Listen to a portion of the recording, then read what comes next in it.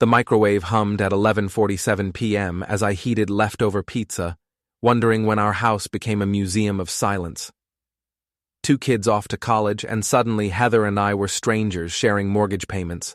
She walked into the kitchen, phone glued to her manicured hand like a digital appendage. "Ben, our second honeymoon is still on for next weekend, but I need one night with Derek first. For closure. Before we dive deeper into this story, I have one small request. Please subscribe, drop a like, comment, and hit that hype button to boost this channel so more people can discover these incredible Reddit stories." I nearly choked on my beer.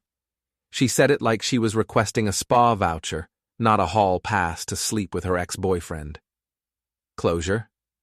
I set down my Budweiser, studying her face. 20 years of marriage, and she still thought I was an idiot. What chapter are we closing exactly? Heather's green eyes flickered with annoyance. Don't be dramatic. Derek and I have unfinished business from high school. One night, then we can move forward with our marriage. My insurance adjuster brain kicked in. I'd seen enough fraud to recognize a setup. Sure, honey. Close whatever you need. She smiled, kissed my forehead like I was a good dog, and headed upstairs to pack her overnight bag. The next morning, I made 3 phone calls before my coffee got cold. First, I froze our joint accounts. Second, I canceled our Bahamas trip. Third, I called my lawyer. By noon, Heather was standing at the Lakeside Inn's front desk, Derek's arm around her waist, watching her American Express get declined. Twice. There must be some mistake, she told the clerk, her voice rising an octave. Derek, all spray tan and protein powder confidence, pulled out his wallet. Don't worry, babe, I've got this. But I'd done my homework on Derek Lang, real estate hotshot. His flashy BMW was leased, his office was behind on rent, and his last 3 deals had fallen through. His card got declined, too. Tina, Heather's best friend and partner in adultery, had to drive over and rescue them both. The entire lobby witnessed Derek Lang, self-proclaimed real estate king, getting his credit card cut up by a 19-year-old desk clerk. That evening, while searching for Heather's insurance documents, I found something better, a burner phone hidden in her gym bag. The text messages made my stomach turn. Can't wait to finish what we started 20 years ago. Ben's so clueless. He actually said yes. After tonight, we can figure out how to split his assets. 20 years of marriage, reduced to asset division planning. I poured another beer and kept reading. Monday morning at Foster Insurance, I channeled my inner investigator.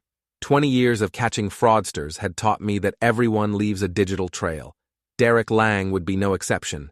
My buddy Gus Martinez ran Martinez Towing and owed me for covering his ex-wife's medical bills when she got cancer. One phone call, and Derek's BMW got routinely impounded from the motel parking lot at 6 a.m., leaving him stranded in yesterday's clothes. Funny thing about luxury cars, I told Gus over coffee. They break down in the most inconvenient places.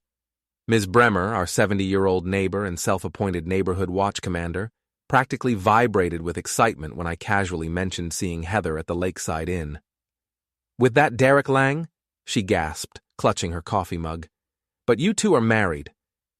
We're married, I corrected. Past tense, Mrs. Bremer. Within hours, her next-door post had 37 comments and counting. Small towns run on gossip like cars run on gasoline. Tina cornered me at the Rusty Rudder that evening, her blonde highlights practically glowing under the bar's neon signs. Ben, you need to stop this revenge tour. Heather made a mistake, but destroying her reputation won't fix your marriage. I activated the voice recorder on my phone.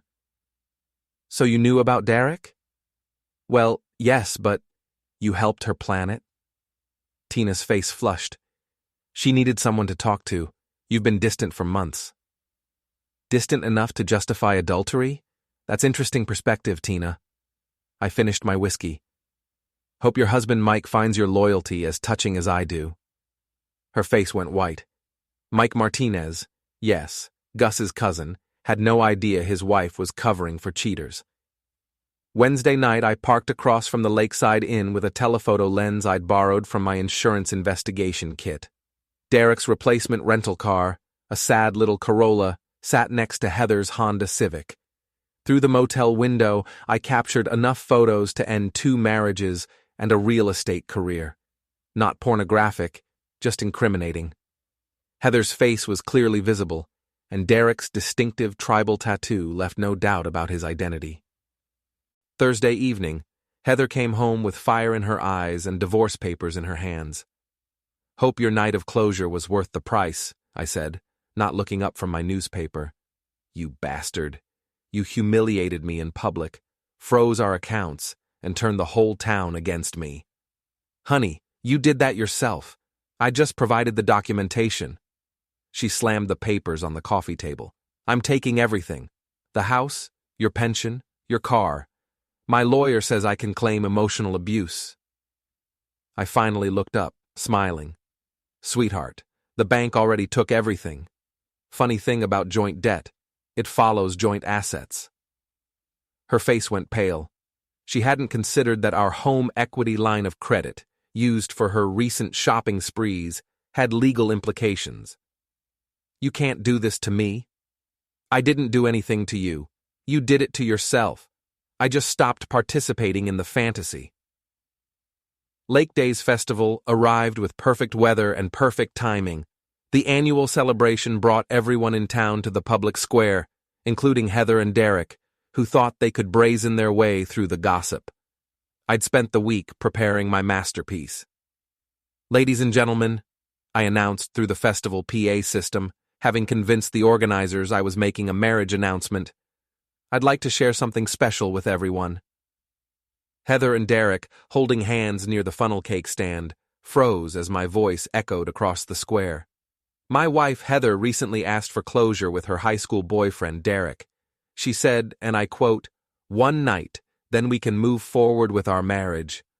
The crowd murmured, heads turning toward Heather, whose face had turned crimson. I'm a generous husband, so I said yes. But here's the thing about closure. Sometimes it's permanent. I played the audio recording from Heather's burner phone. "Ben's so clueless. After tonight, we can figure out how to split his assets." The crowd's murmur became a roar. Heather tried to run, but Derek grabbed her arm, whispering furiously. Their body language screamed guilt to 300 witnesses. "Derek Lang, everyone. He specializes in open houses for married women." Someone in the crowd laughed, then someone else. Soon, the entire festival was pointing and whispering. Tina pushed through the crowd, trying to defend Heather, but I was ready.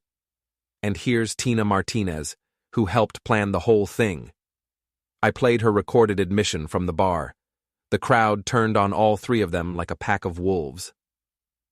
Derek, his real estate reputation crumbling in real time, grabbed Heather and pushed toward the parking lot. But Gus had towed Derek's car again. "Need a ride?" I called out, grinning. Derek's face went purple with rage. "You son of a—" He charged at me through the crowd. Bad decision. 20 years since high school wrestling, but muscle memory is permanent. I sidestepped, grabbed his arm, and flipped him directly into the kiddie pool left over from the children's activities. The crowd erupted in cheers and laughter as Derek surfaced, soaking wet and covered in pool toys. "Next time you'll need a life vest," I said, dusting off my hands. Derek's rental car sat in the parking lot with "Cheater" spray-painted across the windshield, my contribution to local art. But the real surprise came that evening when I checked Heather's burner phone again. Hidden in the deleted messages folder, I found something that made me freeze. Draft emails to HR departments, domestic violence hotlines, and legal aid societies. Heather and Derek had planned to frame me for harassment and abuse, using fabricated evidence and coached testimony. They weren't just having an affair, they were planning to destroy my life completely. The thunderstorm rolled in Friday night like something from a Stephen King novel, all wind and lightning and biblical anger. Perfect weather for finishing what Heather started. I sent Derek a text from Heather's phone. Meet me at the construction supply yard on Route 9. Ben paid hush money to keep quiet. We need to split it tonight before he changes his mind. Derek, greedy and stupid, took the bait. Gus and 2 of his towing crew were waiting when Derek's replacement rental car pulled into the muddy yard at 11 p.m. We'd positioned our trucks to block the exit. Derek stepped out of his car, looking around nervously. "Heather, where are you?" I stepped out from behind a pile of gravel, wearing my rain slicker and my biggest smile. "She's not coming, Derek, but I am." His face went white. "Ben, listen, this is all a misunderstanding." "No misunderstanding. You wanted to frame me for domestic violence. I found the emails, the coaching scripts, the whole plan." Gus started up his dump truck. Derek spun around as a load of fresh manure dropped directly into his convertible rental car. "You're insane!" Derek screamed, backing away. "Insane?" "No, Derek. I'm thorough." I pulled out my phone and started taking pictures. "Say cheese." Derek tried to run, but slipped in the mud and went down hard. Gus's crew helped him up, making sure he got covered in muck from head to toe. "You wanted closure?" I grabbed a fish from Gus's cooler, he'd been fishing earlier, and slapped Derek lightly across the face with it. "Here's your open casket." The photos were online within an hour. Derek Lang, real estate professional covered in mud and manure, getting slapped with a fish. His business phone started ringing immediately. Clients canceling, deals falling through, reputation destroyed. But the real bombshell came from an unexpected source. Tina, feeling betrayed by Heather's willingness to throw her under the bus at the festival, decided to share what she really knew. She called me Saturday morning, voice shaking with anger. "Ben, there's something else. Heather didn't just steal from you. She's been taking money from her mother's trust fund to pay for those motel rooms. Mrs. Patterson doesn't know yet, but the bank statements will show it." I sat in my kitchen, coffee growing cold, as the full scope of Heather's betrayal hit me. She hadn't just cheated on me, she'd stolen from her own mother to finance the affair. Even I hadn't seen that coming. Sunday afternoon, I sent identical messages to Heather and Derek. "Meet me at the Rusty Rudder at 6 p.m. Time to settle this like adults." They thought they were coming to a private negotiation. Instead, they walked into a packed bar with Mrs. Bremer live streaming on Facebook and half the town waiting for the show. "Ladies and gentlemen," I announced as they entered, "the stars of our local drama have arrived." Heather's face went white as she realized the setup. Derek tried to back toward the door, but the crowd had closed behind them. "Ben, what is this?" Heather demanded. "This is your closure party, sweetheart. I thought the whole town should celebrate with us." I pulled out my laptop and connected it to the bar's TV screen. "Let's review the evidence, shall we?" Photo by photo, text by text, I laid out the entire affair. The crowd watched in fascination as Heather's carefully constructed image crumbled. But wait, there's more. I clicked to the next slide. Derek and Heather also planned to frame me for domestic violence, using fabricated evidence and false police reports. The crowd's mood shifted from entertained to angry. False accusations hit close to home in a town where everyone knew everyone. And the grand finale, Heather stole money from her own mother's trust fund to pay for her affair. Heather's mother, Mrs. Patterson, stood up from her corner booth. I hadn't even seen her come in. "Heather Marie Patterson Foster," she said in a voice that could freeze hell, "you are no longer my daughter." Derek, desperate and cornered, decided to go down swinging. He charged across the bar, fist raised, screaming about lawsuits and revenge. I dodged easily, stuck out my foot, and watched him crash into a table full of nachos. Then I walked over and slapped him once, hard, across the face. "That's for my marriage," I announced to the cheering crowd. "The rest is for my dignity." The entire bar erupted. Someone started chanting, "Cheater, cheater." Others threw peanuts and napkins. Heather and Derek were driven toward the exit by a wall of jeering, laughing townspeople. I stood at the door, watching them stumble into the parking lot, soaked in beer and covered in bar snacks. "Trip's canceled, honey," I called after them. "Hope you packed light." Derek's car, his third rental this week, had been towed again. They had to call a cab to escape their own humiliation. As their taxi disappeared into the night, I turned back to the bar. Gus raised his beer in salute. Mrs. Bremer was still streaming live. The whole town was celebrating the fall of two people who thought they were smarter than everyone else. My phone buzzed with a text from my lawyer. "Divorce finalized. She gets nothing. Congratulations." I ordered another whiskey and smiled. Funny thing about closure. Sometimes it's just the sound of the lock turning behind you. Derek left town the next morning, his real estate license suspended, his reputation destroyed, his business bankrupt. Heather moved in with Tina since her mother had cut her off completely. And me? I kept the house, the pension, and the satisfaction of knowing that sometimes the good guy wins. Not because he's good, but because he's smarter.